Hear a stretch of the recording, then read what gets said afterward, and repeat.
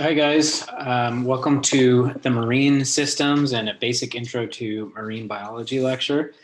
I'm going to try to crank this out within about an hour to an hour and a half. So in addition to the climate change lecture, the second half, the resumption of that lecture, this is your other, required material for this week. And I wanted to get this to you before we go to the aquarium on the following Tuesday, not this upcoming Tuesday, but the following Tuesday. So watch this before we go there. It'll help you organize your thoughts around all of the animals and plants potentially that we're going to see there. So here's the overview. I'm going to talk to you about basic marine environments and terms. I'm going to talk about how those environments influence the evolution and the various adaptations that those organisms have. We're going to talk about how light influences that as well. So photic versus aphotic zones. We're going to talk about hydrothermal vents and how those are sort of proxies for this wild process of life living without a sun source called chemosynthesis. That's a really interesting one. We're going to talk about how the ocean and all the organisms in it are organized in terms of trophic levels. Okay, so food webs, food chains, trophic levels. And then the last part of the lecture, we're going to focus on, what is out there in terms of major groups of animals from sponges all the way up to fishes. Okay. So starting with marine environments, there's a lot of vocabulary here. I want you to be exposed to it. I don't want you to remember all of it. I do want you to remember at least two of these words, these keywords, if not all of them. Okay, so you've got this list over here. The major two areas in an oceanic environment are the pelagic province and the benthic province. Pelagic means open ocean, free swimming water environments, and benthic is in reference to organisms that live on the ground. Okay. This word littoral is in reference to the interface between the oceanic environment and land. Abyssal and hadal mean essentially deep sea. Hadal is the deepest part of the ocean. Abyssal is the very deep part of the ocean. Okay. And you can see on this axis here, this y-axis, you've got, relative depths of each of these zones. So again, I don't need you to remember all of them, but I do want you to see that scientists like to divide the ocean up into various zones, and it's important for studying the organisms in that area to divide it up into these various zones. But the two that you're going to be responsible for remembering are the difference between pelagic and benthic zones.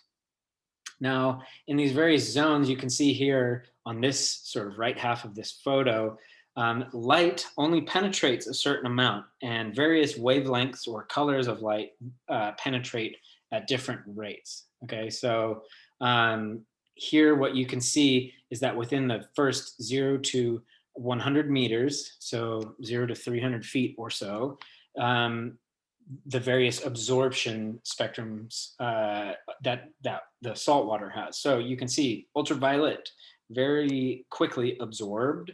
Red is the second wavelength to be absorbed, yellow, green, and blue, and so on. So blue wavelengths make it the deepest. Red shifted wavelengths make it the shallowest. Okay.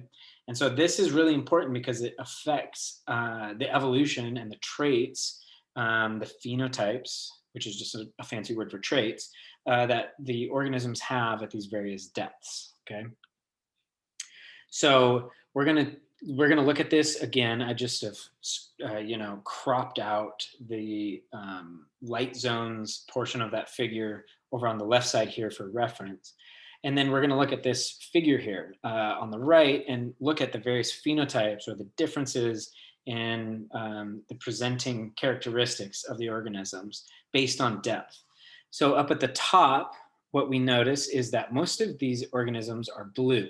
Okay, so within the first few feet to several tens of feet, you get mostly purely blue animals. The next level down, what you get are animals that have white bellies and blue tops. Okay. We're going to go down one level further, and you start to get into this twilight zone where, or even the dark and aphotic zones where few or no light gets to, and you start seeing this evolution of red traits. Okay, so you can see a few of them here. These are sort of deep sea creatures. And we're going to watch a video that shows a lot of these creatures, but red is a very common phenotype when you get to the twilight and dark or aphotic zones. And then the ones that live on the bottom, the benthic, the most benthic living, the deepest benthic living organisms tend to have a sandy, cream, light red color. And again, all of these traits have evolved as a function of how much light penetrates their various zone that they live in. So the ones that live up at the top are blue because it's a very wide spectrum light, and blue represent or affords these organisms the most camouflage opportunities. Okay, so that's why the things that live closest to the top are the bluest. The things that live a little bit deeper, but still within the photic zone where light can penetrate the full spectrum or most of it, but they're not top dwelling, they're sort of middle level. They tend to have, again, white bellies and blue tops, because if you're looking at them from below, you see a white belly and a white surface. If you're looking at them from the top, you see blue ocean and blue top. Okay, so essentially what this is allowing them to do is camouflage themselves. Okay, so you can see looking at these fish here, from below you can't see them, from the top you can't see them. Now, similarly, this red phenotype that evolves is a function of the fact that the red wavelengths get absorbed the fastest. So if you introduce red pigments into your skin tones, those are essentially unseen by predators. Okay, so you can see that red is a very common color in the deep. And again, similarly with things that live in the benthic environment on the benthos, those evolve these clay and sandy type colors. The name of the game here is camouflage, right? In the ocean, there's lots of things that want to eat you if you're a prey item. Predators want to hunt the prey items, and the stealthier you can be, the better off you are in terms of chance of reproducing and general fitness. So again, at the top, mostly blue, blue and white, mostly red, and then mostly pale, going from top to bottom here, as you can see in this figure. Okay. Looking at this figure, you should be able to pick out which one of these organisms, if I was going to ask which ones are pelagic, which ones are benthic, right? That's a great quiz question right there, okay? So let's look at some weird ones. We're gonna watch a lot of videos in this lecture, and it's not because I don't wanna talk to you about them personally. I just think it's important as we go through the marine environment that you see these organisms firsthand, right? And that's the whole point of this course, is actually visualizing the amazing things that happen in nature. Okay, so we're gonna watch this video and then go over a few notes on the side. So I'm gonna turn my camera off and we'll watch this video now. Hey everyone, Patrick from the Monterey Bay Aquarium here. Our colleagues at MBARI are always finding amazing wildlife in the deep sea. And everything they show us at the aquarium is the coolest thing that we've ever seen. But we've always wondered, what are their favorites? So here they are. These are MBARI's top 10 deep sea animals.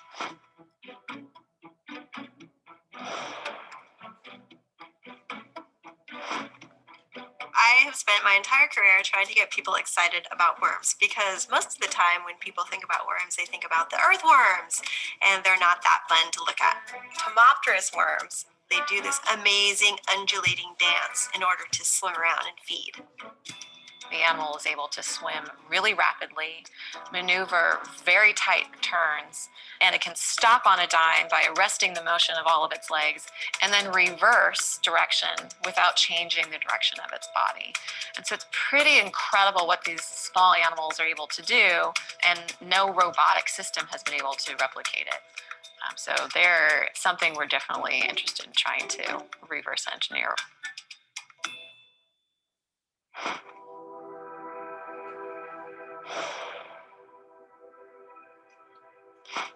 Crassoda mills-eye, when you first look at it, it looks like fireworks are going off in the evening sky.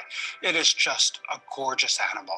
It's got tentacles that go off in every direction. And then if you disturb it a little bit, it pulls everything in and jets off in a different direction.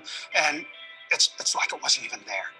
It's an animal we see every once in a while. It's not very common. It's a beautiful, tiny little jelly. These rare gems, we get really excited when we see them.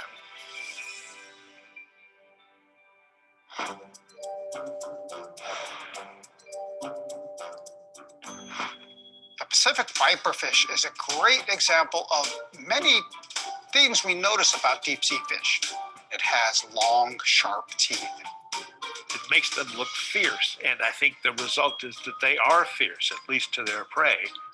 Their teeth are so large and they sit outside of its mouth that it can't actually close its mouth. These giant teeth are not actually impaling anything. The teeth act like bars on a jail cell to keep the food, say a shrimp, from swimming back out of the mouth.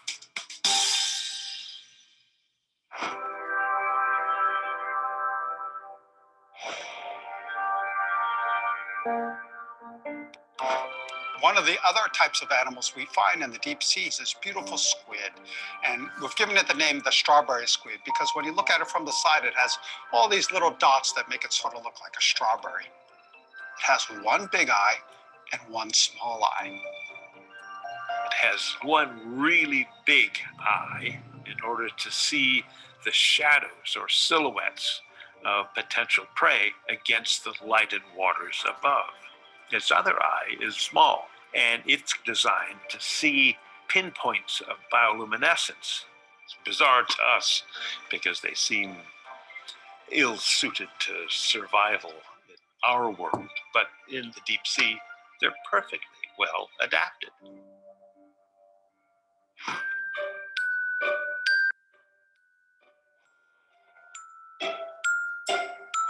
Feather stars are these animals that are related to sea stars, and they live on the sea floor.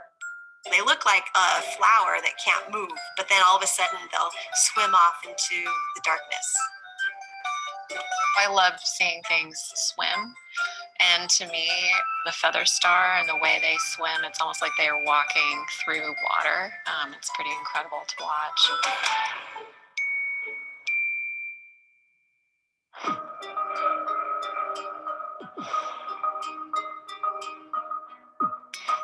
Oh, Phronema. They look like a nightmare, but they're really amazing. Phronema is this amphipod, which is basically like a little shrimp-like animal. And they take another animal, like a salp, they go inside, kill it, eat out the insides, and then lay their eggs in the dead carcass of this animal. It's like the creepiest thing ever. She's got these big eyes and these big claws, and she looks really scary if she wasn't only, an inch long.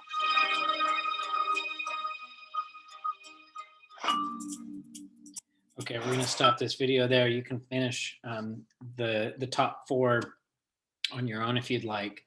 So here's some notes from that. Again, this is a deep sea group that takes a submersible down to the deepest parts of the ocean, and these are some of the weird creatures they saw or typically see. So notes. Novel adaptations and movement is really interesting for things that live in the deepest parts of the ocean. And this is important for engineering. We noted that in one of the early species. We see long, sharp teeth are common in deep sea fishes. We see that eye morphology is influenced by the environment. So we saw that squid with the one really crazy huge eye on the top and the small eye on the bottom. And again, those are related to its environment. It looks up to see silhouettes, and so it needs a lot of information and a larger eye on the top than it does on the bottom. The point of, again, showing that is that where this animal lives influences its phenotypes, its outward presenting features. And the other reason that it's really important to study stuff in the deep is that they have fascinating life histories. So we saw that one amphipod that uses other organisms to lay its eggs in. That's really interesting life history and not very common in biology. So hopefully that piqued your interest in deep sea organisms. Let's go on to the next slide. We're going to move on. We're going from the deepest part of the ocean now up to one of the shallowest parts. Okay, and we've talked about this a little bit. It's the intertidal. Okay, this is extreme living in the intertidal. Arguably similarly extreme as to the deepest parts, right? So we've already, this was one of your quiz questions recently. What are some significant challenges of the intertidal? Well, looking at this figure here, you can see that there are various tide zones that are defined by scientists, and it just is in reference to how often this particular area is covered in water. So coverage in water and then complete drying out or desiccation is something that these organisms in the intertidal have to live with and adapt to. And there tends to be a stratification of body type depending on where they sit in this zone. So up towards the top here, you see mostly shelled organisms in the spray zone and the highest tide zone. And in the lowest tide zone, you find more soft-bodied organisms. Okay, so why do you think this is? All right, the answer is that shells end up helping keep thermal and pH and salinity regulated in the body of an organism that is sort of living in this area where water sometimes is and sometimes isn't due to tides. And so they have these shell adaptations that help them deal with that, that reality of living in the intertidal. The organisms down towards the low tide zone, and the next step down would be fully submerged all the time. They can afford to not have a shell because they don't necessarily need to deal with that extreme tide swing as often or as frequently. So this is where you start to see many of the larger algae, your sea stars, your sponges, etc., your anemones, for example. So that's all we're going to talk about in terms of the intertidal. The intertidal is a fascinating environment. I highly encourage people to go tide pooling. You could probably do some really cool term projects in a tide pool. So that's a good suggestion. And if anybody wants a good suggestion, Mavericks Beach out at Pillar Point is one of the most interesting tide pools I've seen anywhere, honestly, in the world that I've been to. So there's really cool tide pooling happening out there. You can just go out and see all kinds of cool organisms. Ideally, go out at low tide, obviously, because that gives you the most access to the most space. Okay, we just went from the deep, then we went all the way up to the intertidal. Now we're going to go back down to the benthic and some of the deepest environments. And we're going to talk about these fascinating ecosystems called hydrothermal vents. And these are prototypes potentially for life on other planets. So again, we're going to watch a video. So I'm going to push play here and turn my camera off.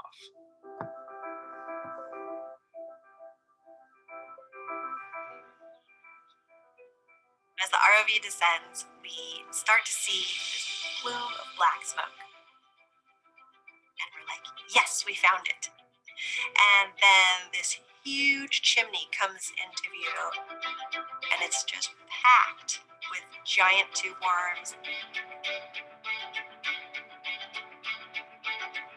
And everybody was out of their seats in the control room taking pictures of the screens with our phones. We looked like a bunch of tourists.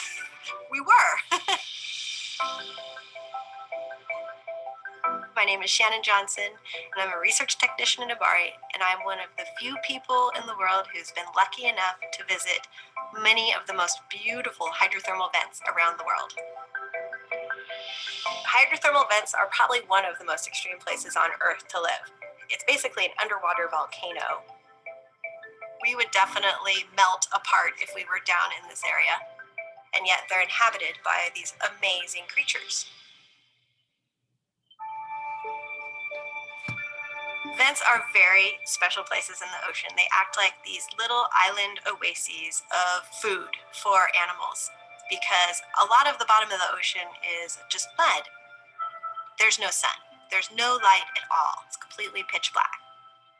And these animals that are living on hydrothermal vents, they're completely reliant on this system called chemosynthesis, where bacteria are being fed by minerals coming out of the bottom of the ocean rather than sunlight coming down from the sky.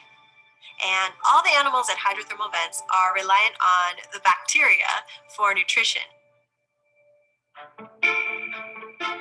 Riftia pachyptala are these giant tube worms, and they're kind of the poster child of hydrothermal vents. They're often 4 feet tall, so they're very imposing figures in the deep sea. They have no mouth, no gut, and instead have this beautiful red plume that they use for gas exchange. That's their gills. They pull minerals out of the water and deliver those to bacteria inside of their bodies, and the bacteria feed the worms.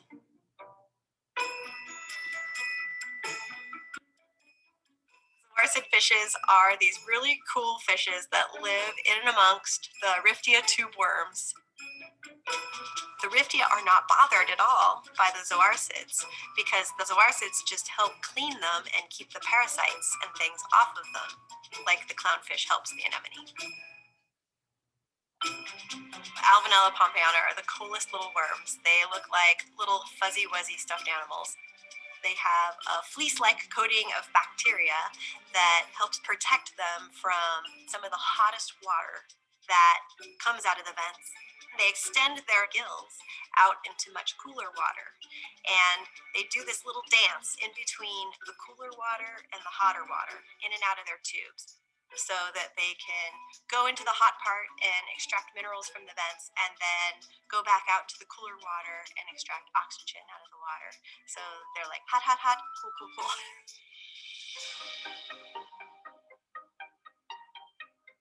There's nowhere else really like it on Earth where you have these amazing creatures that live right up close to these really extreme environments. Every time we go to sea, we learn new things and find new discoveries, new species, new places, and it's so important to keep going back out there and doing exploration and discovery. Okay, super cool system, right?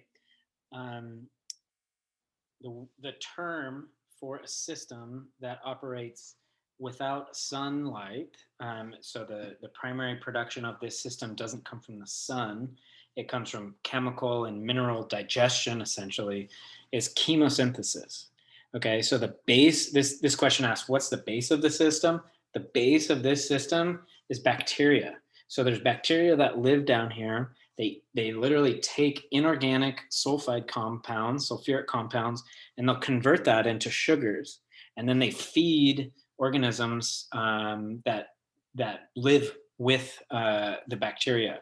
So this process, we saw one example of this mussel with those red gills that harbors a lot of that bacteria and gets fed by that bacteria, is called endosymbiosis. So endo means inside, right? So endosymbiosis means one organism has a mutually beneficial relationship with another and allows it to live inside of its body. So again, those mussels have an endosymbiotic relationship with that bacteria. That bacteria takes sulfuric compounds, inorganic compounds, digests it, turns it into sugars, and then feeds their mussel hosts. So really, really interesting. That process, again, is called endosymbiosis and chemosynthesis. And that's the entire base of this food system, or this food web, I should say. the energy is coming in this case from volcanoes and the geologic activity coming from the Earth's core. Okay, so that hot heat, that lava, that those gases that are produced from just the Earth doing its thing seep up from the ocean floor, and it gets so hot that it dissolves rocks and minerals, and that's where the energy source is coming from here. So this is completely different from a sun or a solar system like we have or like we're familiar with here on Earth. Okay, so hydrothermal vents have these organisms called chemoautotrophs. Those are those bacteria. Chemo means chemical, auto means self, troph means feeding. So chemoautotrophs are chemical self-feeders. And again, it supports this entire food web. Down here at the very bottom, I know this picture's small, but at the very bottom is that bacterial source of food, essentially, and it supplies the entire rest of this food web. So you can go check out this website if you'd like. You can zoom in on each one of these and learn more about each individual organism from this food web. But the point is that this doesn't run using sun energy, okay? So this is a really good proxy or prototype for what we think might be happening on other planets and moons. So Europa, for example, is a very cold oceanic moon it's one of Jupiter's moons, and you can see here a cross section. It's got geological activity. It's not a dead spatial object. It's got actual things happening in its core. This is actually a function of gravity. As it navigates around the planet, it flexes and it creates heat in its core, and those that heat generation has similar situations going on as a result on its benthic environment. Okay, so you've got these potentially seeping gases and hot material essentially coming from the core. And we think that life could be living down here on the benthic environment without sun energy, because you can see it's got an icy crust and no sun energy is penetrating into that European environment. So this could be a way that lots of other life lives out in the universe without needing to be near a sun. Okay, so here's what I want you to know. We just went over sort of the first half. We generally introduced the environments that we find in the ocean, and we gave some really cool examples, some really extreme examples. And I want you to know the terms we use to describe those places. I want you to understand how the environment of a particular ocean area helps pressure organisms into particular phenotypes and characteristics, including color and maybe like eye morphology, something like that. I want you to have a bit of the vocab down. I highlighted the vocab in the slides that I want you to know. I want you to know what's going on with deep sea hydrothermal vents and why we think it's a model for extraterrestrial life. And again, if I've asked a question on the slides, that's a great thing for me to just go pull a quiz question from. So be able to answer any question that I've put on these slides. Okay, so we've talked about really extreme environments, intertidal environments and deep sea environments, but the rest of the ocean occupies much more space than what we just discussed, okay? So before we go into the rest of the ocean, we should make some definitions here, a bit of semantics. First, we need to define a couple of terms: trophic cascades versus food chains versus food webs, okay? So trophic cascades describe energy flows through a system. So energy from the lowest photosynthetic organisms up to the top.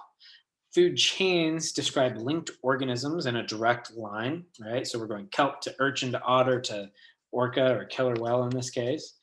And food webs describe the interconnectivity of many food chains. Okay, so I want you to know the difference between those when somebody says trophic cascade or food chain or food web.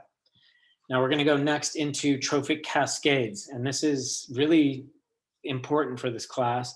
This happens similarly on land and in ocean. Right now, we're just focusing on the ocean, okay? And again, trophic cascades refer to how energy moves through a system, in this case, the oceanic system. So you've got phytoplankton, zooplankton, forage fish, and predators, okay? So those are our 4 general categories in this figure here. Phytoplankton are the base of life in the ocean, okay? Phyto equals plant, so plants perform photosynthesis, so you know that phytoplankton probably perform photosynthesis. Plankton, this word, this is a suffix, plankton, it just means a drifting organism, okay? So plankton doesn't necessarily have any implication about size. There can be really large plankton and really small plankton. For now, I'm going to tell you that phytoplankton are typically single-celled, what we call microalgae, and they're photosynthesizing single-celled organisms, okay? And these are the base of life in the ocean. This is where everything comes from. If we didn't have phytoplankton, nothing else would be able to survive, okay? So phytoplankton are the base of life. The next level up are called zooplankton or zooplankton. Zoo is a prefix meaning animal. So zooplankton means animal drifting organism, okay? These are the plankton types that can get quite large. So think, for example, a huge jellyfish or something like that. That's an example of a zooplankton. It's a living organism that can't swim against the current, and so it's just, you know, at the will of the ocean current, okay? So it's a drifting organism. Zooplankton are primary consumers. So these are the things that eat the primary producers, okay? The primary producers were phytoplankton, primary consumers are zooplankton. Okay, from there we go up to the next 2 levels, forage fish and predators. Forage fish eat the zooplankton, and those would be the secondary consumers. And then you've got tertiary consumers or predators. So that's sort of the highest level of things, okay? So I'm going to introduce 2 more terms to you, autotrophic versus heterotrophic. Autotrophic means self-feeding. Auto is self, trophic is feeding, so self-feeding. Phytoplankton are self-feeding, and they do this again through photosynthesis. They take sun energy, and through a chemical reaction, they'll create food from that sun energy, okay? Everything else is heterotrophic. Hetero means not self, in this case, and trophic is feeding. So not self-feeding, meaning it has to eat something else. So zooplankton, forage fish, predators, they all need to find other food sources. They can't generate their own in-house, quote unquote, food sources. Okay, so again, phytoplankton at the base, predators all the way at the top. There are trophic levels in between. Now, here's just another slide showing autotrophs versus heterotrophs. This is on land for the most part, but you can see that it's very, these terms are useful in oceanic and land-based environments. So I just went over this. Here's another sort of infographic. You can use this to study. Now, going back to the ocean, what happens when you mess with any one of these levels, okay? If you take the tertiary or quaternary, the highest level, those predator levels, and you overfish them, it will have an effect on every other trophic level, okay? And this is called top-down control. Top-down because you're going from the top of the food chain or the food web all the way down, all right? So let's say we go out and we remove all the bluefin tuna because we like it for sushi, and we kill all the, you know, great whites because we don't like it when they eat us while we're surfing, and they have good fins for soup or something like that. We've taken out all of the top level predators, and that's what you're seeing in this figure here, right? So imagine each one of these little figures has number of animals on the y-axis and over time how those are declining, okay? So boom, you take down the predators, what's gonna happen? Predators eat forage fish, so the forage fish population should increase. That's this second level here, right? Forage fish levels increasing. And then those forage fish need to eat zooplankton. So the zooplankton community is going to crash. Boom. No more zooplankton over time. And then phytoplankton, because it's the food source for most of the zooplankton community, is going to skyrocket. Okay? So the point is, if you mess with any one of these levels, it's going to affect other trophic levels. And this is an important observation because it can tell you what's going on in your various ecosystems. People use this to study the ocean. Okay, if you start seeing an extreme rise in phytoplankton, you can potentially infer several different mechanisms that are driving that, but one of them is overfishing. Okay, so you can go out and say, over time in a population or body of water, I'm seeing a spike in the phytoplankton that could be linked to a decrease in the number of predators. Okay, so that's always really interesting to me, is that you can go through any one of these levels and these trophic levels and make assumptions or conclusions about things that you might not be directly observing. Okay, here's another example of how affecting one level of the trophic cascade will potentially impact all the others. In this case, we're showing if something, be it the environment or some man-made issue, is killing the phytoplankton community, everything else goes down. Okay, so again, this is really illustrating that the phytoplankton community is the most important community for the oceanic environment. Without phytoplankton, nothing else happens. Okay, phytoplankton are critical. Again, because they're the primary producers, they're the autotrophs, they take the sun's energy and allow the rest of the life on the planet to happen.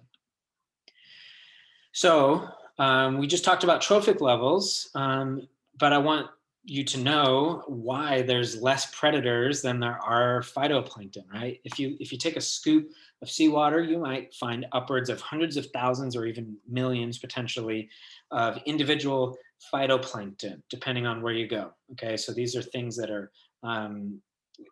photosynthesizing. They're extremely abundant. But if you take any random scoop of seawater, the chances of you pulling up a great white shark, for example, one of those level 4 top predators, it's very, very slim. And the reason is because the reason that there's that disparity between populations is because energy does not transfer linearly between trophic levels. Okay, so it takes 1,000 pounds of primary production through phytoplankton, seagrasses, and algae to produce 100 pounds of first order or primary consumers. Okay, similarly, it takes 100 pounds of first order consumers to create 10 pounds of intermediate predators, and similarly 10 to 1 regarding intermediate to top predators. Okay, so this is a 10-fold reduction in the amount of biomass that needs to be present in order to support the next level of the trophic cascade. Okay, so this happens in the ocean. This is one of the reasons, or one of the arguments, I should say, for vegetarianism on land. So taking this to a terrestrial level, the same situation happens where, here are photosynthesizing, let's say, corn, and up at the very top are maybe humans or large predators. It's more energy efficient to eat lower down on the this trophic cascade or trophic pyramid. So seaweeds, very, very energy efficient to eat if you're going to consume them yourself as a human. Oysters, mussels, and other bivalves, they sit within this first or second order. Just another reason why these types of foods are more sustainable to eat than going out and fishing, for example, bluefin tuna. So plankton are some of the most interesting creatures to see on the planet. Before this class is done, we will do a plankton tow somewhere, and you'll get to see these for yourself under a microscope. It's always extremely fascinating. I love it. I can't wait to do this as a class. But for now, we're going to settle for a quick video showing some of the plankton that you might find if you went out just, in the water off of San Francisco, right out at Ocean Beach here, and pulled up a scoop of water. Okay, so again, I'm going to shut my camera off and we'll watch this video.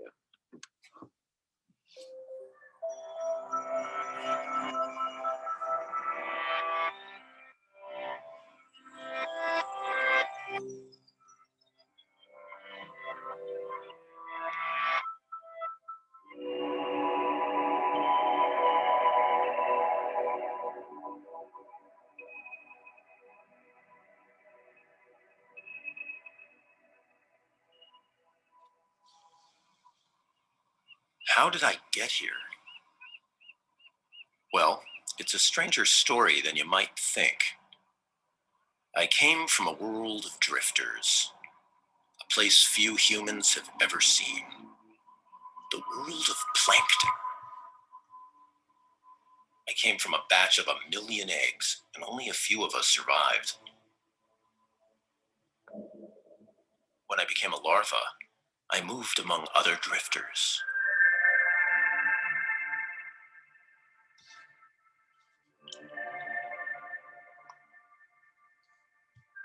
My fellow plankton came in all sizes, from tiny algae and bacteria to animals longer than a blue whale.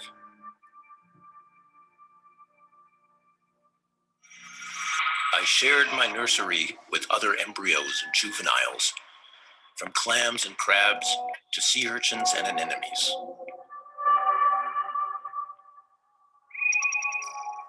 We drifting animals are called zooplankton.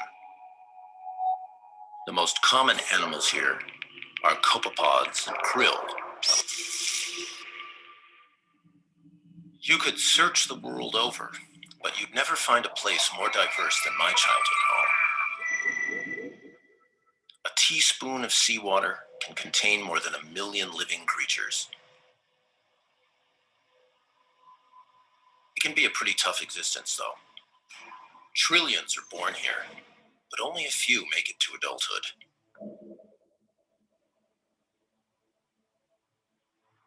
You may be no larger than a pinhead, but this crab larva is an arrowworm's worst nightmare.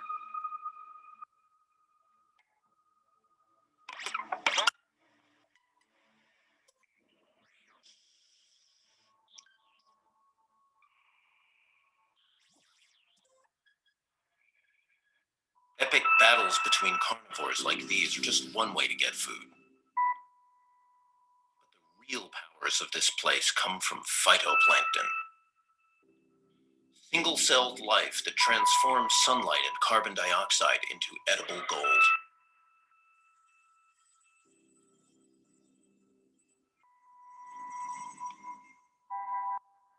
Phytoplankton are the base for the largest food web in the world. During the night, many animals like me would rise up from the depths to feed on this sun-powered feast. I was part of the largest daily migration of life on Earth. During the day, I'd return to the darkness where I'd join my bizarre companions.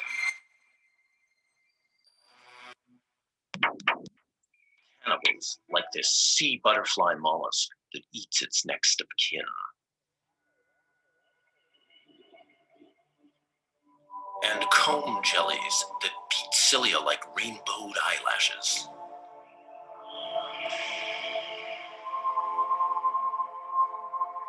Some of these snare their prey with sticky tentacles, while others just take a bite out of their cousins.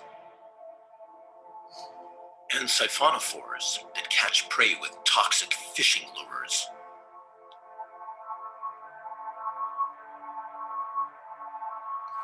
But my favorite would have to be the crustacean phronema. Its monstrous looks inspired the movie Aliens. It can catch tiny bits in its bristles, but prefers larger prey like salps.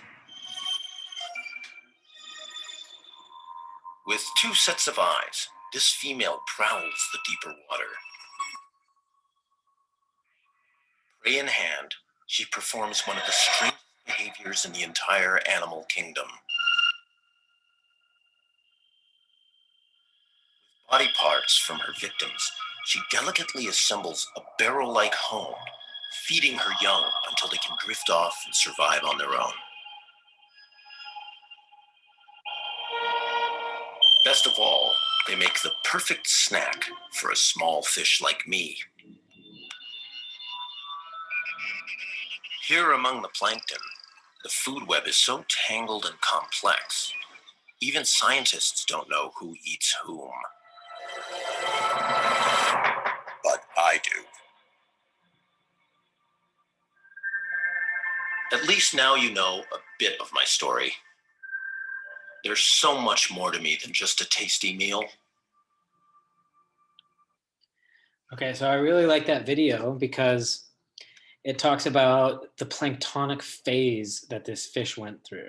Okay, so this fish spends part of its life, and many fish spent part of its life in a planktonic phase where it didn't have enough power to swim against currents. And so it was just at the whim of whatever currents are hanging out in the ocean. Again, that's the definition of plankton, right? So it was for a while a zooplanktonic animal, and had to survive that sort of onslaught. It was not a piece of plankton for its whole life, right? That's what this question is asking here on the slide. It had this transition from this free-floating, unable to swim against the current organism to this large fish that is obviously capable of swimming against the current. So it doesn't always remain a planktonic animal or a zooplankton, right? So that's really interesting. I just wanted to highlight this video because it shows that things can become non-planktonic and have a planktonic phase as well. The other thing that was really interesting, this is regarding zooplankton migration. So the video talked about it. The zooplankton migration is the largest animal migration by biomass on the planet, and it happens every single day and night. And the reason that zooplankton migrate to the top of the water column is because that's where all the phytoplankton are hanging out. Why are the phytoplankton up there? Because that's where the sun is, right? The phytoplankton need to photosynthesize. They're hanging out at the top layers. And so the zooplankton come up at night and feed on those phytoplankton. Why do they do it at night? Because it's much safer. Remember, the zooplankton are solidly in the lower end of that trophic cascade and that food web. So if they're up there in the daytime, there's a greater chance of them being seen and eaten. So the zooplankton like to hang out as deep as they can handle during the day, and then in the nighttime, they'll migrate up to the top and feed on as much of the photosynthetic phytoplankton at night. So really cool systems. Again, how much light penetrates the ocean is really driving not only phenotypes at this point, but also behavioral traits. So what I want you to know is the difference between trophic cascades, food chains, and food webs. What a trophic level is, we just went over that. Trophic cascades in the ocean, so how energy moves between levels. And the impacts of altering a specific trophic level. Okay, so what happens when you do bottom up versus top down alteration of any one of those trophic levels? It's going to have an impact. What are those impacts? Okay, so at this point, we've talked about some cool examples, some extreme environments in the ocean. We've talked about how energy moves through the ocean. Excuse me. And now we're going to talk about taxonomy and what is in the ocean. I'm going to take a step back. This is not necessarily ocean related, but it's important for the next few slides. Okay, so taxonomy is just essentially the naming system that scientists use. Scientists rank organisms based on a series of characteristics into ever larger groups. Okay, and the study of this is called taxonomy. It's done, this is important because we need to have some sort of standardized set of names to call organisms, so that regardless of where you are, be it in France or Brazil or New York or California, you are talking about the same exact organism. Okay, so you get away from sort of regional dialects and names for things if you have a scientific Latin-based name.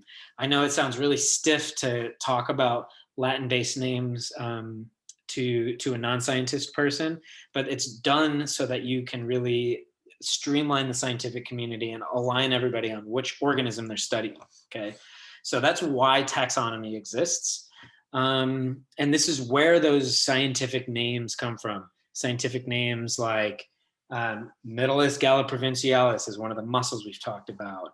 Homo sapiens is our scientific name, right? So that's where those fancy Latin science names come from.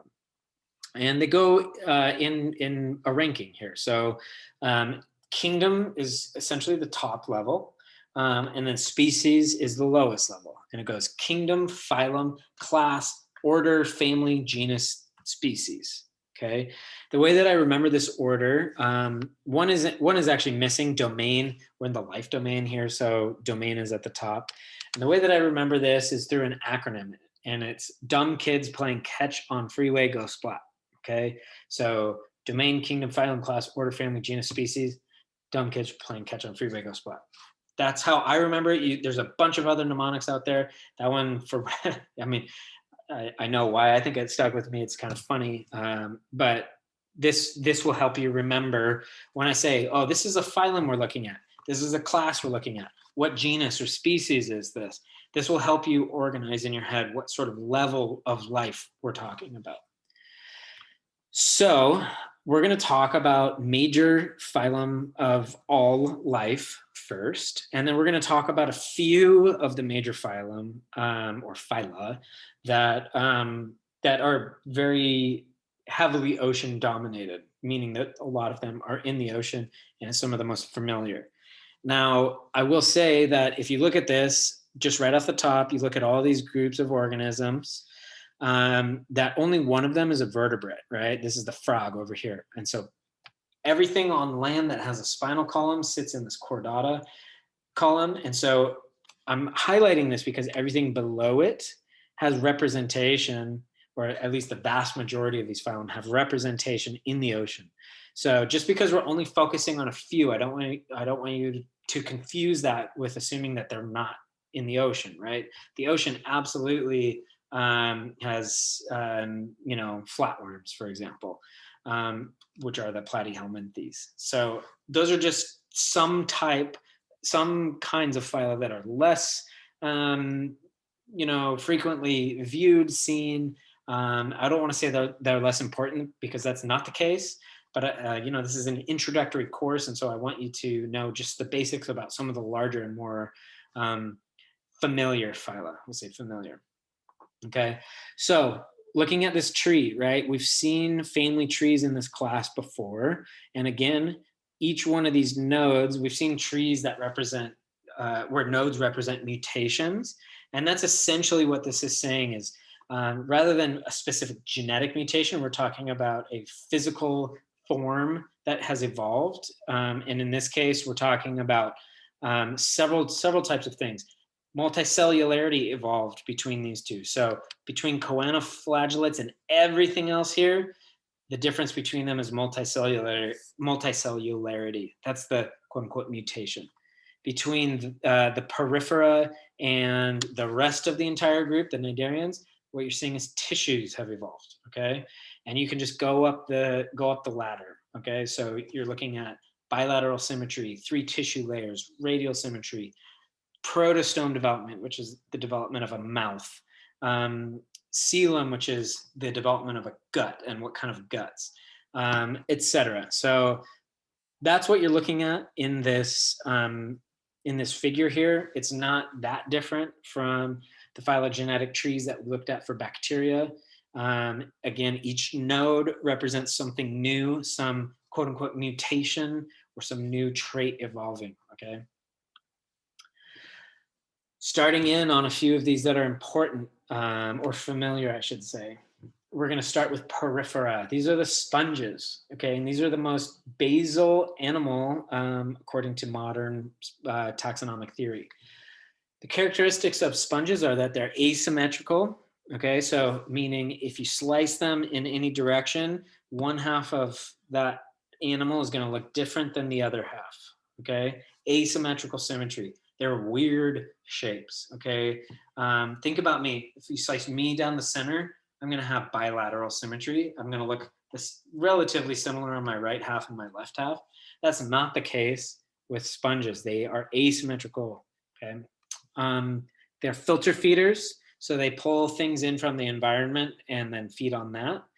They create an inner tissue from calcium carbonate. So they have these things called spicules. They're these hard substances. You can kind of see them in this figure here. That's sort of their, it's not a skeleton, but you can think of it as that. It's a structural support. These are among the oldest living organisms, and definitely what we think are the oldest animals on the planet. And they have no true tissues in terms of how scientists define tissues. Okay, so there are organic materials that they make, but they don't make layers of tissues like we think of in the rest of the animal kingdom. This is the most basal animal, and they don't have any nerves. There's no neurons. They are essentially similar to colonial single-celled organisms that have come together and created these large aggregates. Okay, so these are sort of where animals started. And so they're important not only because they're cool to see if you're out there in the ocean diving, but they're important because this is what we think eventually, if we trace everything back to, this is what we think animals evolved from, modern animals. Okay, the next one up, we just talked about sponges. The next one up is the cnidarians, or the phylum Cnidaria. These are the jellyfishes, the anemones, and the corals. Okay, so these ones are really cool, really fascinating. And here's some of the characteristics. They tend to have radial symmetry. So if you take one, here's a jellyfish that I'm showing with my hands from top down. You can cut it in several different directions and it'll be radially symmetric rather than asymmetric, or in my case, bilaterally symmetric. These are radially symmetric, okay? They have evolved nerves and neurons, so they have nerve nets and they are able to communicate throughout their body using electrical impulses through specialized cells, right? Cells that use electrical impulses to communicate are called neurons. So they have nerves and neurons. They have true tissues as we define tissues as a scientific community. Okay, they only have 2 of them theoretically. They don't have 3 layers of tissues like the higher up animals that we're going to talk about in a minute. They're heterotrophic. What does that word mean? Hetero means not self, trophic means feeding. They're not self-feeding. So they're predators, right? Most cnidarians are predators. They'll go out, they'll eat other organisms. Some of them may be primary consumers, but they're heterotrophs. The point is they can't produce their own food for the most part. There are 2 life stages of cnidarians. There's a polyp stage and a medusa stage. So Medusa is the one that we're familiar with, right? This is a Medusa here. This is the one that is, you go out to Ocean Beach on one of the piers out there and you look down and you see jellyfish swimming around. That's a Medusa. But there's an entire separate stage where they're sessile, and that's one of their reproductive stages. And they can be much smaller, and they tend to be benthically oriented. They attach to something during that polyp stage. But those are the 2 general stages: the polyp stage, which is reproductive commonly, and the medusa stage, which is the swimming stage. Some organisms stay always in the polyp stage. I should say that now.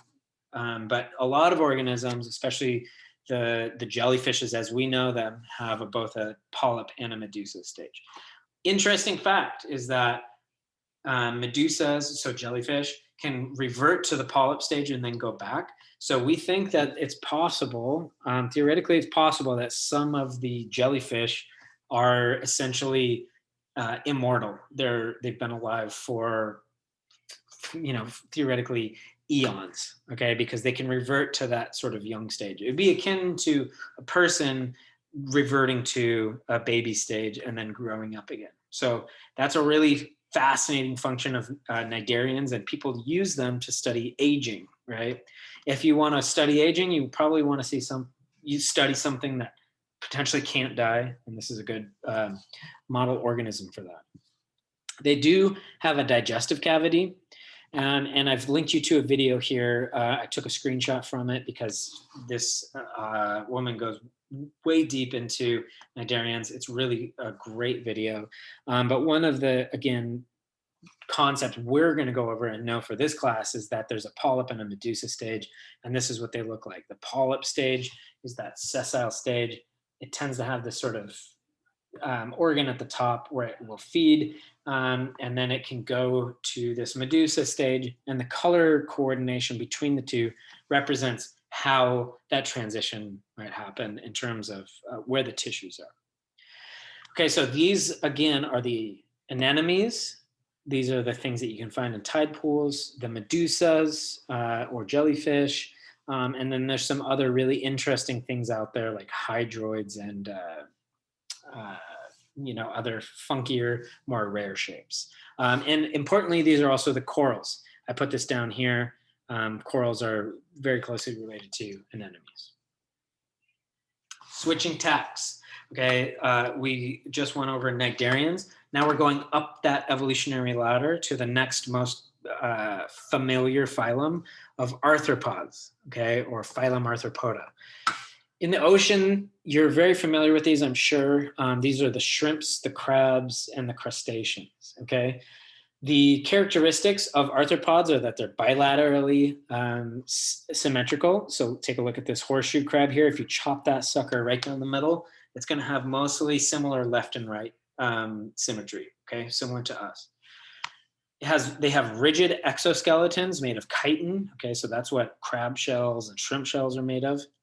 They tend to have molting as a part of their life history because they have these hard shells. If they want to grow any bigger, they need to remove themselves from those hard chitin-based shells, increase their size by inflating themselves with water typically, and then reform a larger chitin shell, okay? That process is called molting.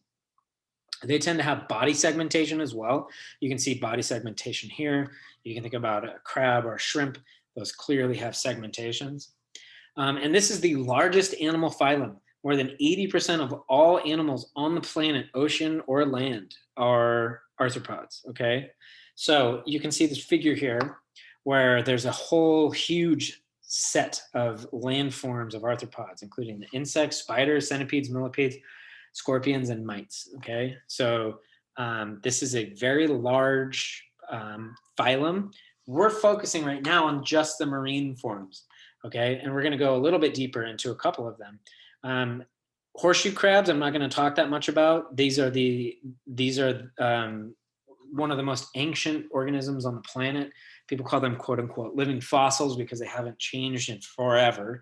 We're talking hundreds of millions of years. They have looked almost exactly the same.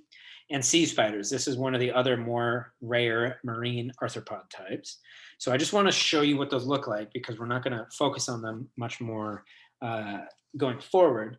We are, however, going to look at crustaceans. So crustaceans are a subphylum of arthropods. So they're not quite down to class. Remember, dumb kids playing catch, phylum, class. They're not a class, they're called a subphylum, okay? So small semantics there.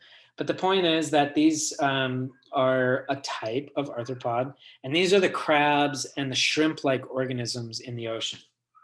Characteristics of crustaceans are eyes, mouth, and antennae. So look at this shrimp here. Eyes, mouth is a little lower, and these large antennae. They have a digestive tract, right? So they eat food and they process that food through a digestive tract and put it out through an anus. They have crawling and swimming appendages, so they'll either literally be able to swim or crawl through an environment. They have gills, okay? Sometimes you can see them readily, and sometimes you can't. Sometimes they're a little bit more difficult to identify. And they usually have 2 to 3 body segments. So a crab, you can imagine, has essentially 2 major body segments, the central part and the legs. Lobsters may have more towards the 3 end of the spectrum of body segments. Now, crayfish, lobsters, crabs, shrimps, these are crustaceans, which are a type of arthropod, but much more important, I should say, to the ocean. I wouldn't say important, but much more prevalent in terms of biomass are the crustaceans that make up the majority of the zooplankton community. So these are the krill, the brine shrimp, and the copepods. Okay, so these, although they're very tiny, and you may not be familiar with them, having not seen them with the naked eye, these are what the ocean really thrives on. These are the primary consumers. They're one level up from the phytoplankton. These are often very, very small organisms. And hopefully when we do a plankton tow, you can see some of these zooplankton. But the point is that marine crustaceans make up a huge fraction of the marine zooplankton. Chitin. We're going to stop on this material called chitin for a minute. Chitin is a polysaccharide, which just means long chain of sugars. Poly means many, saccharide means sugars. Polysaccharide is a long chain of sugars. And this is a very important material for human uses. It's most commonly found in arthropods and in fungi, but there are other cases of chitin synthases in other organisms. But the major areas of life where we find this are in the arthropods and in the fungi. Okay, so this is what it looks like. You don't have to remember the chemical equation or anything like that. But the point is that we can take chitin and make all kinds of very important to human products, including biomedical devices, drug delivery devices, catalysts, which are just essentially chemical equation helpers, cosmetics, antimicrobials, water purification. So chitin is very important, and we find chitin through the marine arthropods, specifically the crustaceans. Moving on to mollusks. Okay, we're moving up that tree. Remember that tree of life that I showed you? We're now on to the mollusks. These are commonly known as mollusks. Most people, there's not necessarily a common name that's different than their phylum name.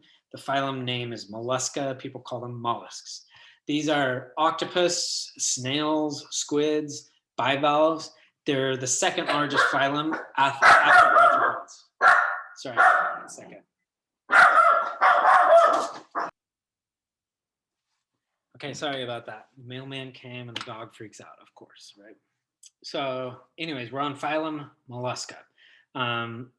Characteristics here are that they have a mantle, which is a soft tissue that excretes a shell typically, and acts as a skin. So bivalves, we're familiar with them. We've looked at oysters and mussels quite a bit in this class. The shell is excreted by the mantle. Mollusks that don't have shells, including octopus and snail, still have a mantle, and it's their outer layer, it's their skin. Okay, most mollusks, have a shell, but there are some exceptions. Obviously, again, octopus, squids, for example, they don't have shells. All mollusks do have a foot organ. This is an organ that's akin to it's a sensory organ, and they will use it to probe their environment to do any number of things depending on the type of mollusk we're talking about. All mollusks have a radula, which is a grinding and feeding organ that's sort of similar to a tongue, and they'll use that to grind food. They have bilateral symmetry most frequently, which is, again, if you cut that thing down the center, it's going to be two sides bilateral. And there are many different classes within the phylum. So 7 major classes. There's bivalves, monoplacophora, gastropoda, cephalopoda, scaphopoda, aplacophora, and polyplacophora. Okay, so those are big words. I'm not going to have you remember those, but I do want to go over a few of these phylum in detail. And again, I'm saying them because I'm using words like phylum and class, and I'm zooming down in terms of the level of life that we're talking about. And I want you to be familiar with that and not be lost when I go from phylum to class, okay? So phylum mollusk is made of several classes, and we're going down to class now.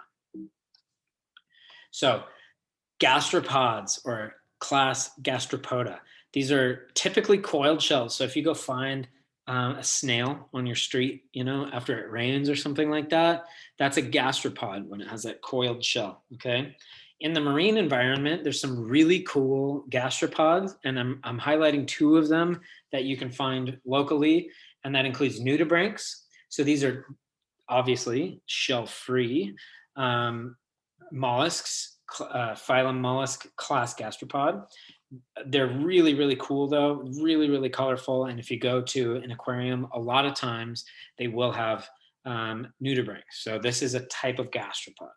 Another type of gastropod that you'll find all over the beaches, if you find some rocks out, again, Ocean Beach or down towards Half Moon Bay or something like that, maybe you go tide pooling, you find limpets. And that's why I wanted to highlight gastropods, because limpets, although they don't look like the shell that you find in your, common garden snail with the curl, if you were to pry those off the rock and then look inside, you will find that there's a coiled element to the inside of their shell.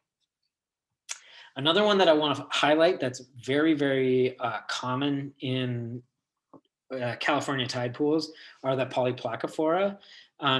Poly means many, placophora means plates, so there's many plates. In this case, the common name are chitons. So chitons, Chiton, is different than chitin, which is a material that we just talked about. So I want to make that distinction. Chitons are a type of animal, okay? And they have 8 dorsal plates. And again, you'll find these very frequently out in area tide pools. And again, these are polyplacophora class. Cephalopods. I can't give a talk on marine biology without highlighting cephalopods because, number one, they're extremely popular, but for good reason. These are extremely fascinating creatures. Okay, so this is a class of mollusk. Cephalopods are the octopus or the octopi, the squids, the cuttlefish, and the nautilus. And the characteristics that these all have are that they have large, complex eyes. Their eyes are thought to be similar to ours in terms of capacity to discern information and colors and textures. They're mostly shell-free. Octopus and squid, obviously those don't have shells. Same with cuttlefish. But the nautilus is in the cephalopod class, and it does have a shell. They have mouths with beaks. They have arms with suction cups frequently. They have a mantle which forms a funnel which propels them. So that's a really interesting and really cool adaptation. This is essentially jet propulsion or water jet propulsion. So that's how they get around, right? You've seen probably videos of octopus, swimming really quick through the water, seemingly without moving any appendage. They do this using those funnels, those water jet funnels. Cephalopods can be extremely, extremely smart. They are some of the only animals that we know of that use tools. They have incredible camouflage characteristics. We're going to see some of them when we look at cephalopods in a minute here on this video. And they also have really interesting pigmented cells called chromatophores often. Not all of them, but a lot of them have these really wild chromatophoric cells. And they use these to mimic their environment. So cephalopods are super, super interesting. Let's watch a video here. We're not going to watch the whole thing, but we'll watch a few minutes of this.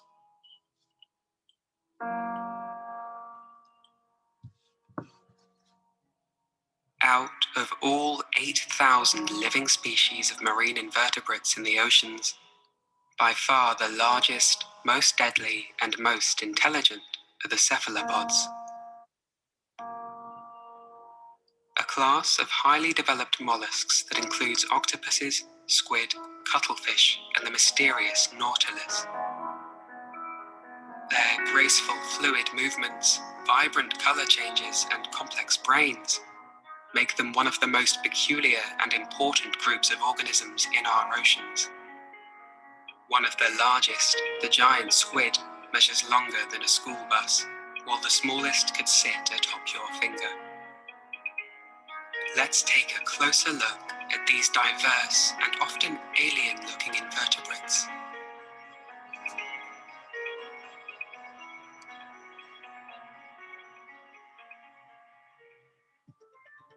First, let's establish what makes an animal a cephalopod. It is the most morphologically and behaviorally complex class of mollusks. Cephalopoda means head foot, on account of their completely merged head and feet. The basic cephalopod body plan includes a pair of large complex eyes, a mantle, a funnel used for propulsion, and a ring of arms, at the center of which is a mouth, armed with a sharp, parrot-like beak. It is these arms that earn cephalopods such a fearsome reputation. The 8 arms of octopuses are lined with hundreds of suckers, which can be moved independently. These allow the animal to touch, smell, and manipulate objects. Octopuses have been observed using them to open clamshells and pick up objects to use as protection. The only example of invertebrates using tools. There are no bones in the arms or body of an octopus, so they are very flexible, allowing them to fit into very small crevices.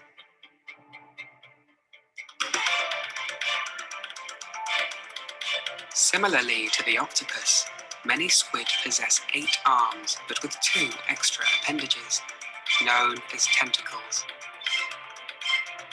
These tend to be far longer than the rest of the arms, allowing squid to capture faraway prey using their unique ability to extend and retract the tentacles. In addition to possessing useful appendages, cephalopods exhibit a number of other adaptations to help them survive. In the deep sea, many are able to light up in vibrant colors via the fascinating process of bioluminescence. Their eerie glow, startling flashes, or syncopated blinking open up a world of advantages, allowing them to communicate, find partners, distract predators, and lure prey. For example, firefly squid contain a chemical called luciferin, which lights up when it comes into contact with oxygen. Thus, they can carefully monitor their chemistry to control when they light up, as well as the intensity of the light. Okay, I'm going to stop it there just for the sake of time. I highly recommend that you go watch the rest of this video. Cephalopods are as cool as sea creatures get, in my opinion. Okay, we're going to move on to another phylum, and we're going to watch another video, another freaking fantastic video, in my opinion, with one of my favorite naturalists ever, David Attenborough. Many of you guys are familiar with him, I'm sure. So phylum Echinoderma. These are the sea stars, the cucumbers, and the urchins. Echino means prickly, derma means skin, so prickly skinned, right? These things have these wild-looking spines and scales on them that are familiar, to you probably if you think about a sea urchin. Okay. Other characteristics are that they're radial or pentaradial symmetrical, meaning they, again, if you cut them in a center, they're going to have radial symmetry regardless of where you cut them. Oftentimes they have pentaradial symmetry, meaning there's 5 sort of sections that look exactly the same. Penta is 5, right? They have spiny skin and spines again. They have an exoskeleton. So if you go out to the beach, you can find sand dollars, which are a type of urchin. You can find that endoskeleton, inside skeleton. You can find urchin skeletons as well. But sea stars, cucumbers, and urchins all have some amount of endoskeleton. These are the only phylum that are exclusively marine, to my knowledge. Okay, so these only live in the ocean. There's no land examples. Every other phylum we've talked about so far has examples on land. This one does not. And they are really cool because they have a water vascular system. So instead of using some sort of in-house or organic to the organism fluid to pump stuff around, they use water to get their physiological stuff done, okay? So movement and feeding is essentially accomplished using water hydraulics. It's a very smart, very interesting adaptation. So one thing we are not going to see in this video is sea cucumbers. So I'm showing you a photo of this. We're probably going to pick one of these up in the marine touch tank when we go to the aquarium next week. But if not, this is a common California sea cucumber. So I just want you to know that this is also in the echinoderm class. For now, we're going to look at some of the other more famous ones, which are sea stars and cucumbers, and watch some of these in action. And then we're going to watch them in action with marine algae as well. So those are something we're not going to cover in this lecture, but you will see marine macroalgae, which just stands for large seaweeds, essentially. So without further ado, I'm going to watch one more video on echinoderms.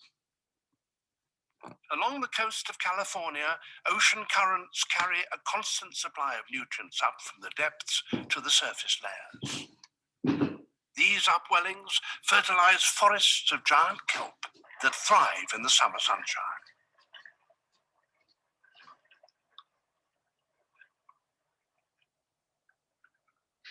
The algal towers are as high as a 3-story house, and they can grow by ½ a meter a day.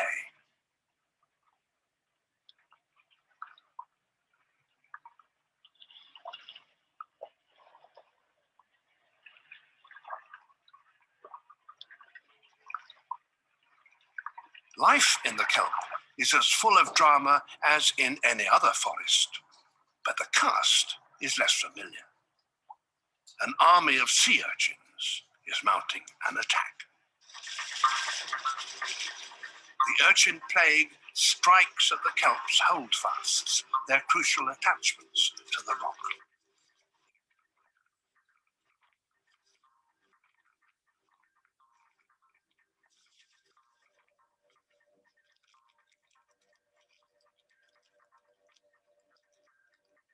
Holdfasts are extremely tough, but each urchin has 5 teeth, which are self-sharpening and are replaced every few months.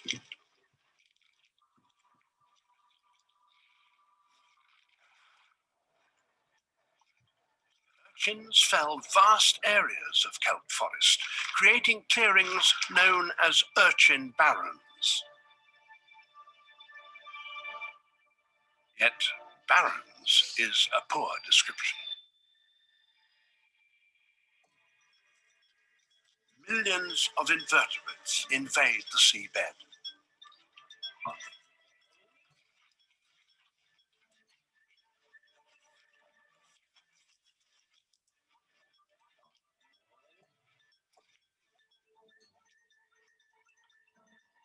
The most fearsome predator here is a giant. The sunflower starfish is a meter across, with an appetite for brittle stars.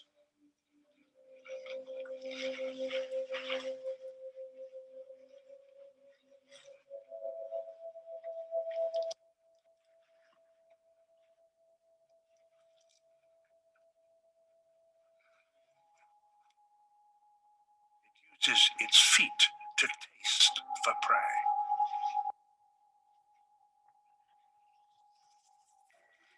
Its actions are speeded up, it becomes clear that the predator's fondness for the brittle stars is almost matched by the brittle star's ability to get out of the way.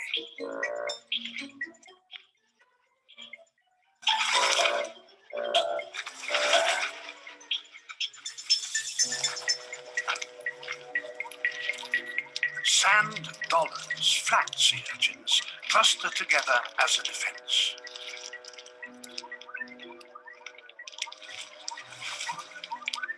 But it doesn't seem to work against the sunflower starfish. The predator extrudes its stomach and wraps it around its victims, liquefying their soft parts. Nothing is left of them except their white skeletons.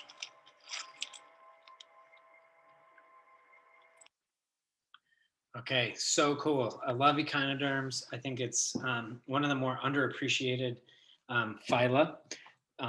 because they move slow usually. You don't think of a sea star as moving around very fast, but if you speed up their actions in a time lapse, they become extremely dynamic and really, really interesting. So that's a great video. Go watch Planet Earth if you haven't. If that's not a ringing endorsement, I don't know what is. Now, we've talked a lot about all kinds of phyla and classes, but we haven't mentioned fish at all yet. And so we're starting to get to that phase. Now, fish, you can take an entire class regarding fish, right? I don't have the time, so we're going to go over some basics here, and we're going to start with the phylum of chordates or chordata. We're in this phylum, okay? So we're pretty closely related to, we're more closely related to fish than we are to, for example, echinoderms, okay? These are the 4 features apparent in all chordate embryos, regardless of whether or not they're there in the adult, okay? And it can be difficult to find them in the adult, but they are there in all chordate, at least at the embryonic stage, okay? So the 4 features are the notochord, the hollow nerve cord, pharyngeal slits, and a tail, okay? I'm telling you, you have all of those. I have all of them. Anything with a spine has all of these traits or had them at some point, okay? So a notochord is essentially this structural material. It often changes shape and position as the organism evolves from an embryo to a mature organism. In humans, this becomes our spinal discs. There's a hollow nerve cord. Okay, that's the second one. This is the nerve that runs along the spine. This is our spinal cord in humans. Pharyngeal slits are for breathing. They're for jaws. They're for gills. They're for ears. Okay, these are sitting in this sort of region. I'm telling you right now that when you were an embryo, when you were, fairly new embryo in your mother's womb, you had pharyngeal slits that looked like gills. They were essentially exactly similar to shark gills, to fish gills, to anything else with gills. And then a tail. A tail is just an extension of the tissues beyond the anus, right? So a post-anal tail is one of the characteristics. So again, 4 features, all chordates have them: notochord, hollow nerve cord, pharyngeal slits, and tail. So pharyngeal slits, I love this slide. This is one of the most fascinating things to me ever in all of biology and evolution. Here's a shark embryo in this slide here, and a human embryo in this part of the slide here. It's really difficult to tell which one is which, right? We look almost exactly similar at this particular stage. It's probably a few days old, this embryo is. The shark embryo has these tissues here that are part of the pharyngeal slits, and they're color-coded as to what they will eventually turn into in the adult organism. So in the adult shark, this blue is correlated directly to the blue here, okay? Purple to purple, green to green, etc. And what you can see is that the pharyngeal slits eventually turn into jaws and gills in the shark, okay? Now, let's look at this in the human embryo. We are chordates, so we're in the phyla of chordata, and so we have pharyngeal slits. For us, it also becomes our jaw arch, our jawbone. It becomes part of our voice box, and it becomes part of our ears as well, okay? So this is extremely fascinating to me. We've taken this thing that is commonly used to breathe underwater, gills, right? And we've turned it into our ears and our jaw, and how you're hearing me now. So super, super fascinating pharyngeal slits. This is what we call comparative anatomy or embryology, right? We talked about how people study evolution. This is one of the most fascinating and fantastic pieces of evidence supporting the theory of evolution. Okay, so we just defined what chordates are. Chordates can be from that large group of chordates or chordata. They can be divided into several major classes. Okay, here they are: lancelets, tunicates, jawless fishes, sharks and rays, bony fishes, amphibians, reptiles, birds, and mammals. Okay, there's a bunch. And notice that all of these classes in the phylum of chordate or phylum chordata, they all interact with the ocean in some way, including mammals. There are marine mammals, right? Whales, seals, etc. Right? We're going to focus right now on fishes and sort of this lower half of these classes. Chordates can be divided into several major classes again, and these are the strictly marine classes. Okay, Urochordata. These are commonly called tunicates or sea squirts. Okay, so they look like this in their adult form. They look exactly like a sponge. It's fascinating because they look like a sponge, and if you look at it, you go, that doesn't look anything like me. But at the larval planktonic stage, their embryos look very similar to our embryos. It's crazy. These things are beautiful and a fantastic example of where you can go from a sort of starting set of characteristics and end as an adult. So these are the sea squirts, the Urochordata. The Cephalochordata are fish-like. Okay, this is a different class. The cephalochordates are fish-like, but they have no brain. They typically swim and they burrow. I don't have a photo of them here for you, but just know that they exist. The agnatha are the jawless fish. Ag means without, natha means jaw. So the jawless fish are the agnathates. Okay, these are the hagfish and the lampreys. Okay, you might be familiar with these depending on how many nature videos you've watched. But these are the things that will suction onto various surfaces, and they don't have a jaw like we do. Okay.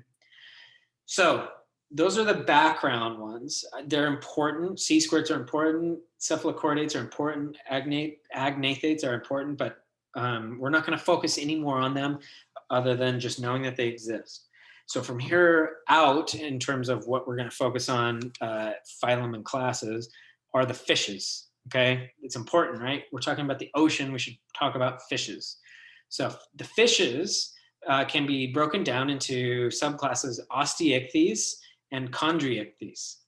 Osteichthyes are the bony fish. Okay, oste means bone.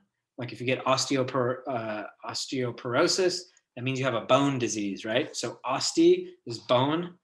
Ichthyes means fish. So bony fish, osteichthyes. So the bony fish tend to have slippery scales, and this is probably the classic fish that comes to mind if you think about a fish, right? These are your goldfish in the freshwater. These are your Garibaldis or your groupers or your, any number of fish that if you go out at Ocean Beach today and try to catch a fish, this is probably what you're going to pull up is some sort of osteichthyes. It's possible, though, that you'll pull up a chondriichthyes. Chondriichthyes are cartilaginous fishes. Chondri stands for cartilage. Ichthyes is a fish, so cartilaginous fishes. These don't have bones. So I'm telling you right now, chondriichthyes, cartilaginous fishes, even though they're familiar to us, the sharks and the rays, and we know that there's hard materials inside of them, there are no actual bones. There's no official bones. It's all made of this material called cartilage. It's very similar to the material that you can feel in your ears. Your ears made of cartilage as well. Okay, so the people that study these types of interactions and these taxonomies and the various behaviors, physiologies, and physiques of the fish are called ichthyologists. Okay, again, ichthy equals fish. So an ichthyologist is a fish logger, an ichthyologist, ichthyologist. Okay, so if you're interested in this, you might want to become an ichthyologist eventually. Now let's look at this over time, okay? So I'm going to dissect this figure. Million years ago, MA stands for million years ago. 0 million years ago means today, right? 0 million years is right now. 541 million years ago is as far back as this figure goes. Now you can see all these various epochs defined on this side over here. It's not important that you memorize that. But what I want to show you is that in the fishes, there are two very, very successful classes: the cartilaginous fishes, which we just talked about, and the ray-finned fishes. Okay, ray-finned fishes again can be classified as these osteichthyes, the bony fishes. Okay, there are lobe-finned fishes. These are the coelacanths and the jawless fishes. Those are those ones that we talked about previously. But the vast majority of modern fishes fall into these categories of osteichthyes or chondriichthyes, these two options. Okay. Now, moving on, the bony fishes. Okay, so we just described what bony fishes were, the osteichthyes, but they have within them, they have classes or subclasses. Okay, so osteichthyes, bony fish. There's several kinds of osteichthyes, including the general grouping of Sarcopterygiae and Actinopterygiae. I don't necessarily need you to remember those, but know that they can divide out into these two groups. Again, each one of these nodes, we're familiar with these trees now, right? Each one of these nodes means something new evolved, some mutation caused some new morphology or trait. Okay. What I want you to notice is that the teleosts are the ray-fin fishes, and this is sort of your classic fish, and this is where the vast majority of fishes are. There are plenty of other kinds of fishes out there, but the teleosts have won in terms of radiating their numbers. Let's go back one slide. This is the teleosts, okay? The ray-fin fishes. Okay. Taking one step back and just thinking about what all bony fish characteristics are. They have a bony skeleton. They have many vertebrae. Most of the time, they have a swim bladder. This is a sac that they can fill up or not fill up with a gas, and then they can control their buoyancy in that way. They usually have scales, but they don't always. They have a mouth and a jaw, an important evolutionary adaptation. They have paired fins, right? So they have a right and a left, okay? It's rare to find one fin that's not paired, okay? They have a gill set, so this is the lungs that they use to breathe, and an operculum, which is a bony gill cover, okay? So that's a bony, material that sits over the gills that allows them to protect those gills. Now, there's a way that scientists, have figured out to describe older, more ancient fish versus modern, newer, and more recently evolved fish. The older fish tend to have bony and plate-like scales, okay? They tend to have smaller mouths, and they tend to have streamlined bodies. And a lot of their fins also tend to be pushed back towards this caudal fin, towards the tail fin, okay? So this is a really old fish. I can look at this, and as a scientist, I know this is old. It's got those plates, it's got a streamlined body, it's got a very small mouth, and the fins are sort of pushed back, okay? Newer, more recently evolved fish, so younger fish on the planetary time scale, tend to have small scales, and they tend to have a hinging jaw, okay?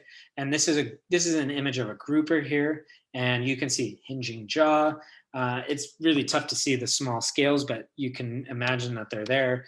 And the fins tend to be more evenly distributed throughout the body rather than sort of clustered around the caudal or tail fin. Now, if you look at this figure here, blue is consistent across both types, red, yellow, essentially similar.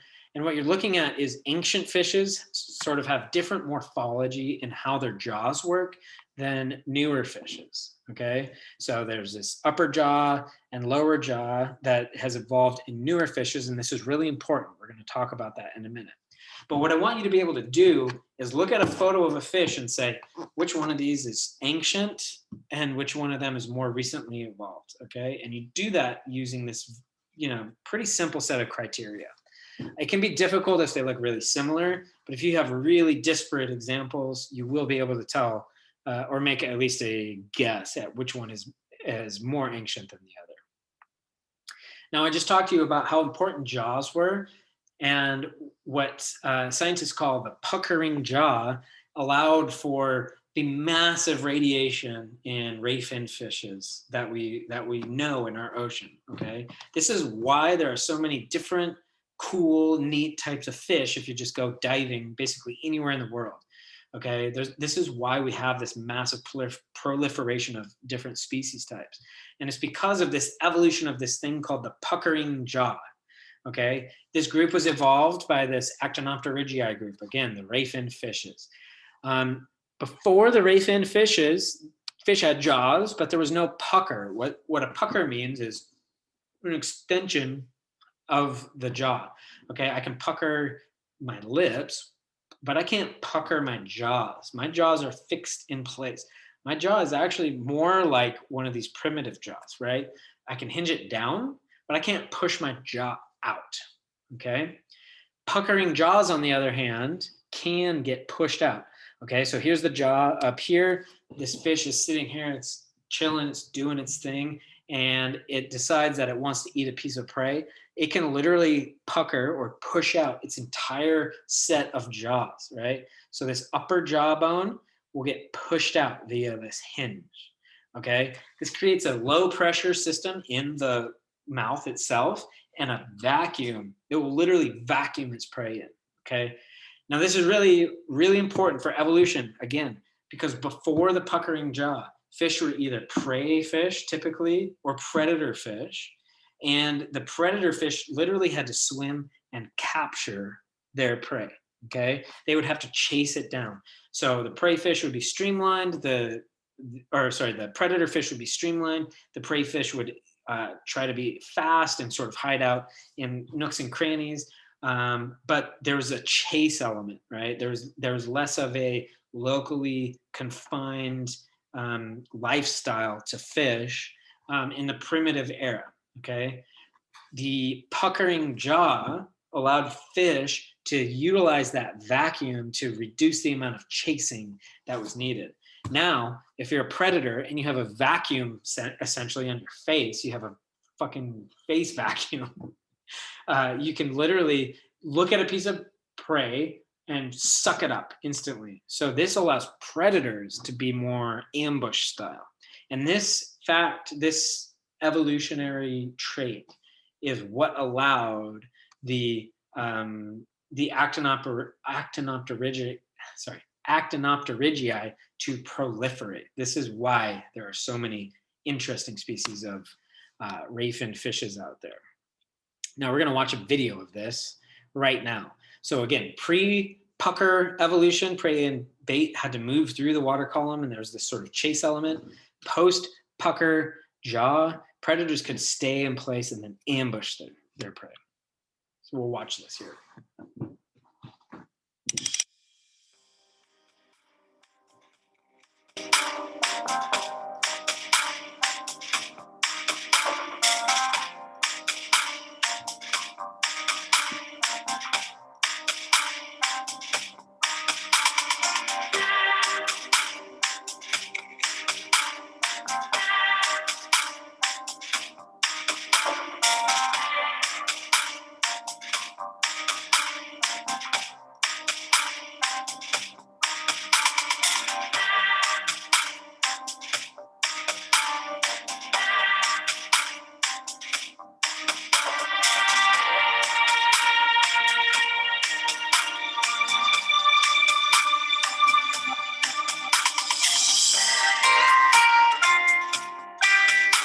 So that one is really special because its puckering jaw is so long. It's like absurdly long. It's as long as its body, is what they're claiming in this video.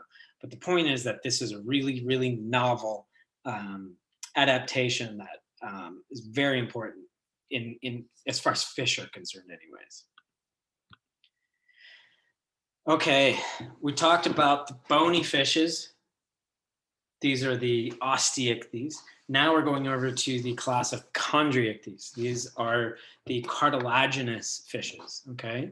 So again, these do not have bones. They have cartilaginous structures. These are typically known as the shark, skates, and rays, right? There's also another more rare organism called a chimera that looks like a little shark. That's what a chondriichthyes is. Those are the common names. They have streamlined bodies, and they're evolutionarily fairly ancient. Most of them evolved over 100 million years ago. So these are very successful, but also very ancient evolutionary forms. Another characteristic of the chondriichthyes is that their teeth are not fused to their jaw. Their teeth don't actually have permanent interaction with their jaw. And some sharks, for example, will replace teeth every 7 to 8 days.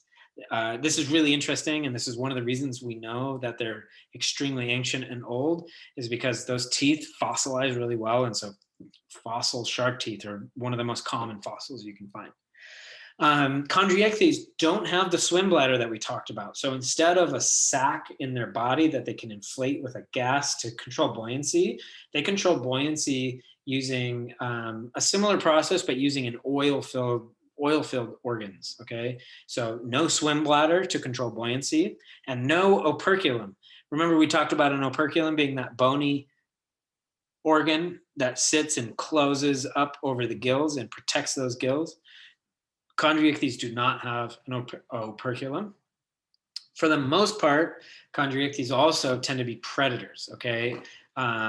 They're all heterotrophs. They all tend to eat other organisms, but most of them are predators in that they eat higher level organisms. They don't necessarily eat plants. They eat, for the most part, other animals. There are exceptions, which include the whale shark here, and this thing literally just swims through the water with its mouth wide open and filters out the plankton in the environment. So there are exceptions. Let me see if I can pause the recording here.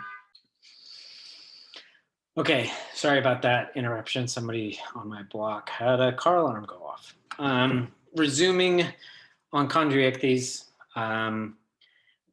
I think I've actually gone over everything on the slide, so I'm going to go to the next slide and wrap the lecture up. Now, we just had a huge lecture over, regarding a lot of stuff in the ocean, but there are conspicuous absences that you should have noticed. And I actually am missing one here, but we're not talking about marine mammals. Those are extremely important, extremely interesting. We should hopefully get some time to talk about them. And we're not talking about marine birds. So these are both very important organisms and groups of organisms in the oceanic environment.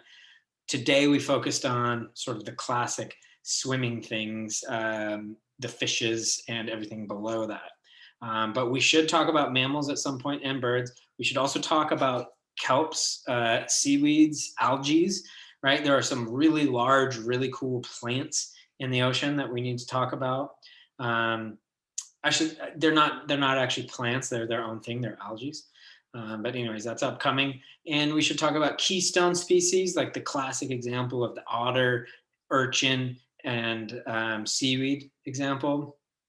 And marine model organisms. That's another thing I want to talk about. So these are upcoming in future lectures. I just want you to know that, by no means have we covered everything that there is to cover about marine biology. I hope that this lecture gives you a nice primer, though, to go into an aquarium with a college level education about at least up to the marine mammal and bird level regarding how things work, why they look the way that they do, and the various phylum and classes that they fit into.